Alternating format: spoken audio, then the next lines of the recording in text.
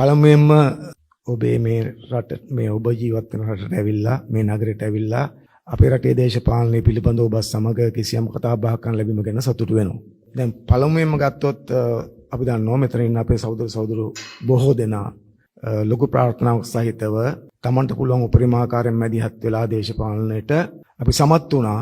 අපේ රටේ විශාල ජයග්‍රහණයක් ගන්න ගිය අවුරුද්දේ තමයි අපේ රටේ ඉතිහාසයේ පළවෙනි වතාවට අපි වචනේ ඇත්ත අර්ථයෙන්ම ජනතාවගේ ආණ්ඩුවක් හදලා තියෙනවා.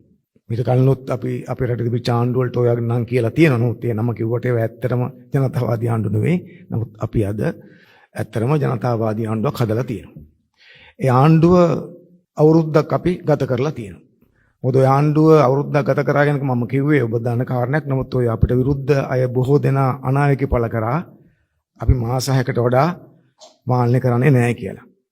මාස 6ක් විතර යනකොට ආර්ථිකය ආපහු අරුබුදයට ගිහිල්ලා පෝලිං ඇති වෙලා බිඳ වැටිලා ආපහු අරගල ඇති වෙලා අපිට ආණ්ඩුව දාලා යන්න වෙයි කියලා තමයි බොහෝ දෙනා කල්පනා කරේ.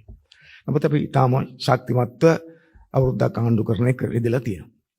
දැන් අපේ ගත කරපු අවුරුද්ද පිළිබඳවත් ඊට පස්සේ අපේ ඉදිරිය පිළිබඳවත් අපි දන්නවා අපේ රට ඇතුලේ මෙහි වුණත් ගත්තොත් ශ්‍රී ලාංකිකයන් තුළ විවිධ අදහස් තියෙනවා. පරාජයටපත් වෙච්ච අපේ විරුද්ධ බලවේග හැමතිස්සෙම ප්‍රාර්ථනා කරමින් ඉන්නවා අපි අසාර්ථක වේවා කියලා. ඒ අතර සමහරට අපේම හිතවත් උන්ටත් සමහර විට ආණ්ඩුව යන වේගයේ මදි වගේ දැනෙන වෙලාවලුත් තියෙනවා. ඒ නිසා විවිධ අදහස් තියෙන එක සාමාන්‍ය ස්වභාවිකයි. එහෙම තියෙන්නත් ඕන, තියෙන්න පුළුවන් ස්වභාවිකයි. හැබැයි මේ වෙලාවේ මම හිතන්නේ ඔබට එක සහතිකයක් දෙන්න පුළුවන් මට. ඒ තමයි අපි අරමුණකට වැඩ කරන්නේ. අපි සැලැස්මක් ඇතුව වැඩ කරන්නේ. ඒ වගේම අපි බොහොම ක්‍රමානුකූලව වැඩ කරගෙන යන්නේ. මම හිතන්නේ අපිට කිසිම අයිතියක් නැහැ මේ ලබාගත්තු ජනවරම ලබාගත්තු ජයග්‍රහණය කලබල වෙලා අවුල් කරගන්න. ඒ නිසා අපිට අරමුණක් තියෙනවා. ඒ අරමුණ කරාගෙන අපි සැලැස්මක් තියෙනවා. ඒ සැලැස්මට අපි වැඩ කරගෙන යනවා. එනිසාම සහති කරලා කියන්නම් අපි මේ ගත්තු ජයග්‍රහණය අපි අනිවාර්යයෙන්ම අපි අරමුණ වෙච්ච නව සමාජයක් බිහි කිරීමේ මේ අරමුණ දක්වා අපි ස්ථිරවම ගමන් කරනවා, ස්ථිරවම ජයග්‍රහණය කරනවා. ඒ ගැන සැක ගන්න එපා.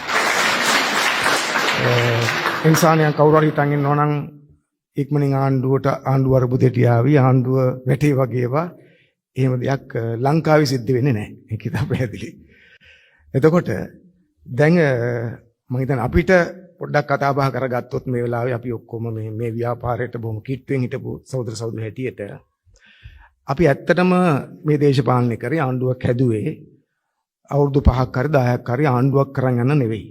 අපි මේ හැදුවේම මේ බලය පාවිච්චි කරලා සමාජ විශාල ගැඹුරු පරිවර්තනයක් කරන්න. ඒතොරේ සමාජ පරිවර්තනය සඳහා අපිට ඉස්සර තිබුණේ පක්ෂ විතරයි. ඉස්සර ජනතාවේ මුක්ති පෙරමුණ තිබ්බා. ඊට පස්සේ මහජන ව්‍යාපාරයක් ඇදුවා. ජාතික ජන බලවේගයේ මහජන ව්‍යාපාරය තිබ්බා. තාම තියෙනවා. ඊට අමතරව දැන් අපිට ආණ්ඩු බලයකුත් ලැබිලා තියෙනවා. අමතර උපකරණයක් ලැබිලා තියෙනවා. ඒ නිසා අපි අපේ පක්ෂය, අපේ මහජන ව්‍යාපාර සමේ ආණ්ඩු බලය කියන මේ සියල්ල පාවිච්චි කරලා අපි අපේ රටේ සමාජය අපි බලාපොරොත්තු වෙනවා වඩා යහපත්, වඩා සුන්දර නැත්නම් අපේ ප්‍රතිපත්ති ප්‍රකාශනයේ තිබිච්ච විදිහටම පොසත් රටක්, ලස්සන ජීවිතයක් රට බවට පත් කරන්න වැඩ කරමින් යන්නේ. එතකොට ඒ අරමුණෙන් තමයි අපි පහුගිය කාලේ වැඩ කරන්නේ. නිසා අපි කවුරුත් දන්නවා ඒක ටිකක් සරල කාර්යයක් නෙවෙයි. අවුරුදු 5ක් ආණ්ඩුවක් කරන් යන එකයි ආණ්ඩුවක් අරගෙන පවතින සමාජයේ මුළුමනින්ම වෙනස් කළ ඊට වඩා වෙනස් සමාජයක් හදන එකයි වෙනස්. ඒක අමාරුයි, සංකීර්ණයි, දුෂ්කරතා ගොඩකුත් තියෙනවා. ඒතකොට අපි කරන් යන්නේ ඒ වැඩේ. නැතු නිකන් ආණ්ඩුවක් කරන් යනව නෙවෙයි. එතකොට දැන් ඔය සමහර අපි දන්නවා අපිට උදව් කරපු සමහර අය පවා කල්පනා කරනවා දැන් අපි සමහර දේවල් කරන වේගය මදිද යනවා මොකද ඉක්මන් මදිද වගේ දැනනවනේ. ඇත්තට මම හිතන්නේ අපේ රටේ අයත් අපි කවුරුත් හිතන්න ඕනකම තියෙනවා අපි බාරගත්තේ මොන වගේ රටක්ද? අපි බාරගනිති මේ රට තිබුණේ කොතනද? ඊට සාපේක්ෂව තමයි අපි අවුරුද්දේ ගමන් මගේ ජයග්‍රහණ සලකන්න වෙන්නේ. අපි බාරගත්තේ හොඳට දිවිච්ච රටක් නම් වෙන තත්වයක්. ඔබ කවුරුත් දන්නවා අපි මේ රට බාර ගන්නකොට අපේ රට නිල වශයෙන් බංකොලොත් කියලා ප්‍රකාශයටපත් කරලා තිබිච්ච රටක්. අපි ගත්තු ණය ගෙවන එක නවත්තලා තිබිච්ච රටක්. එතකොට දැන් සමහරු කියනවා රනිල් වික්‍රමසිංහ තමයි අර වැටිච්ච අර්බුදෙන් ගොඩ ගත්තේ කියලා. ඇත්තට රනිල් වික්‍රමසිංහ වැටිච්ච අර්බුදෙන් ගොඩ ගත්තේ නැහැ. ඒ අර්බුදය ජනතා මත පොටවක තමයි යා කරේ. ඔබ දන්නවා අපිට ආපු අර්බුදය මම චුට්ටක් ඉතිහාසයට ආපුවා ගියොත් එහෙම ඒ කියන්නේ අපේ රට ණය අරගෙන තිබුණා. ණය ගොඩ ගැහිලා තිබ්බා. අපේ රටේ නිෂ්පාදනය බිඳ වැටලා තිබ්බා. අපේ රට නිෂ්පාදන මාර්ග සක්‍රිය වෙලා තිබුණේ නැහැ. අපිට ආදායම් මාර්ග අඩු වෙලා තිබ්බා. එතකොට ලංකාවේ එක වෙලාවක ණය ගෙවන්නත් ඕන පිටින් බඩු ගේන්නත් ඕන දෙකම කරන්න බැරි වුණා. අපේ ඩොලර් සංචිතය හිඳලා ගිහිල්ලා. ණය ගෙවුවොත් බඩු ගේන්න බෑ. බඩු ගෙනාවොත් ණය ගෙවන්න බෑ. ඔන්න ඔය අර්බුදය ආපෙලා තමයි අපිට භාණ්ඩ හිඟයක් ඇති වෙලා රටේ විශාල ප්‍රශ්නයක් ආවේ. අපි කවුරුත් දන්නවා තෙල් නැව ඇවිල්ලා තියෙනවා කොළඹ වරායට අවුට් හාබර් නවත්තලා තියෙනවා. තෙල් නැව බා ගන්න ඩොලර් මිලියන 300ක් නැතුව සතියක් තියන් ඉන්නවා. එහෙම තිබුණේ. සතියක් තියන් හිටපු නිසා නැවට ප්‍රමාද ගාස්තු ගෙවන්න මිලියන 400ක් විතර ගෙවන්න සිද්ධ වෙනවා. මොහොත තත්ත්වයක් නැතිුනේ. සල්ලි නැතුව තිබුණේ. තෙල් නැව බා ගන්න බැරුව තිබුණේ. එතකොට ඒ වගේ වෙලාවක රනිල් වික්‍රමසිංහගේ අලුත් දෙයක් නෙවෙයි. එයා ජාත්‍යන්තර මූල්‍ය අරමුදලට යන උනේ එකත් එක්ක එයා තීන්දුවක් ගත්තා. එයාත් ඇවිල්ලා මොකද්ද අපි ණය ගෙවන්නේ නැහැ කියලා. ඒක හර්ථයකට දැම්ම නෙවෙයි. ණය ගෙවන්නේ නැහැ කියලා තීන්දුවක් ගත්තා. ඒ තීන්දුව ගත්තම ඕගොල්ලෝ කවුරුත් දන්නවා. ඊට පස්සේ ගැටුමක් මතුවෙනවා කවුරු අතරද? අපිට ණය දීපු රටවල් සහ අපි අතර. ඔන්නේ ගැටුම බේර ගන්න තමයි ගියේ අර අතරමැදිය හැටියට ජාත්‍යන්තර මූල්‍ය අරමුදල ගාවට. ඒගොල්ලෝ තමයි අපුනේ අපි වැඩසටහනක් අර ගිහලා පස්සේ ණය ගෙවන්නම් කියලා. ඊට පස්සේ දැන් ණය ගෙවන්නේ නැති වුණාම දැන් තියෙන ඩොලර් ටික ණය ගෙවන්න ඕනේ එහෙනම් බඩු ගේන්න පුළුවන්. ඕකනේ කරේ අලුත් දෙයක් කරා නෙවෙයි. ඒ බඩු ගේන්න පුළුවන්කම තීත්‍යය කරපු දේ තමයි බඩු ගේන්න යන මුදල් ප්‍රමාණයත් අඩු කරගත්තා. කොහොමද? ආර්ථිකය ඇකිලීමට ලක් කරා. ඔබට මතක නම් ඒ කාලේ ලංකාවට භාණ්ඩ වර්ග 100 ගණනක් ගේන එක නතර කරා. 100 ගණනක් නතර කරා. ඊට පස්සේ තෙල් මිල වැඩි කරා. තෙල් මිල වැඩි කරේ තෙල් මිල වැඩි කරාම තෙල් පරිභෝජනය අඩු වෙනවා. තෙල් පරිභෝජනය අඩු වුණාම තෙල් සඳහා රටෙන් එළියට ඩොලර් ප්‍රමාණය අඩු වෙනවා.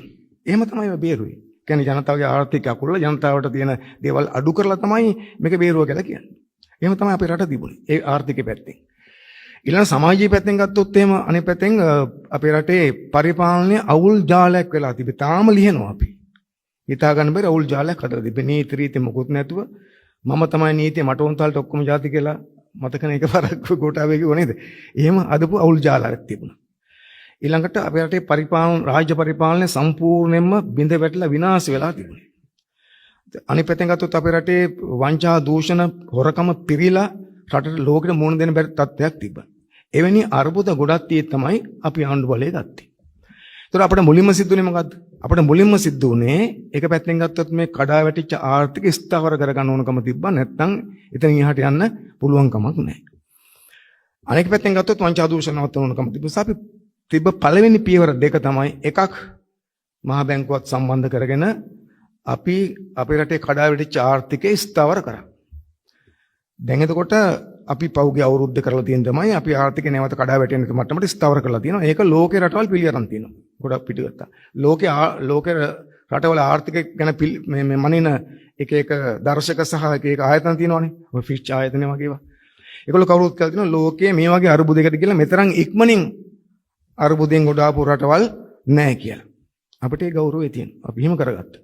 ඒ කරගත්තෙත් නිකන් නෙවෙයි අර රනිල් වික්‍රමසිංහ මහත්තයාගේ කාලේ අර ජනතාවට දාපු සමහර තහංචි ගොඩක් අපි අඩු කරලා. අපි තෙල් මිල අඩු කරලා තියෙනවා.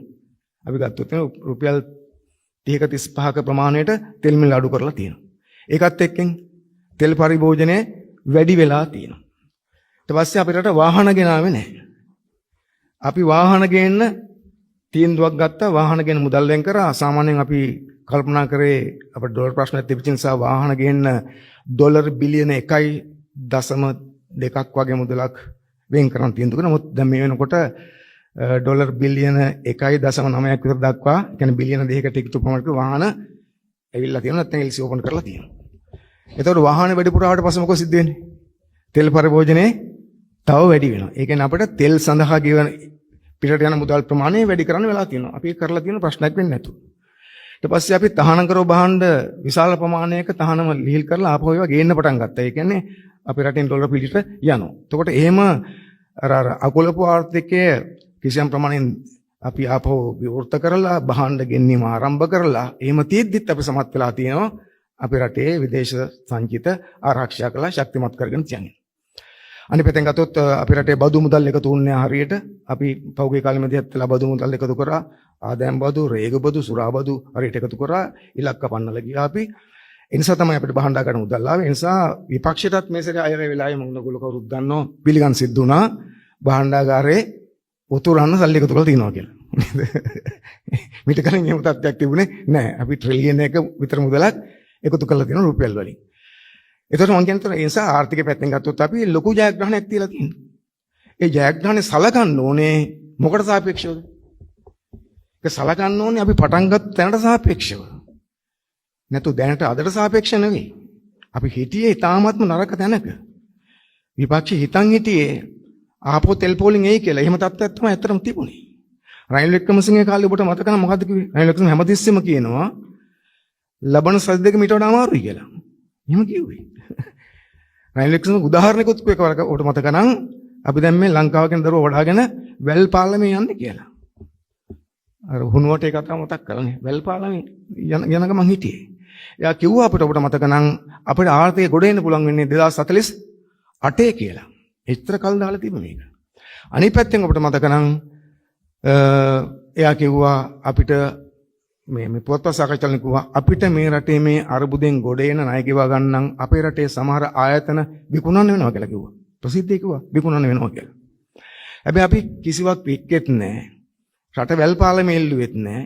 මිනිස්සු මත බර පැටවුවෙත් නැහැ. අපි ක්‍රමානුකූලව මේ ආර්ථික ශක්තිමත් කරගත්තා.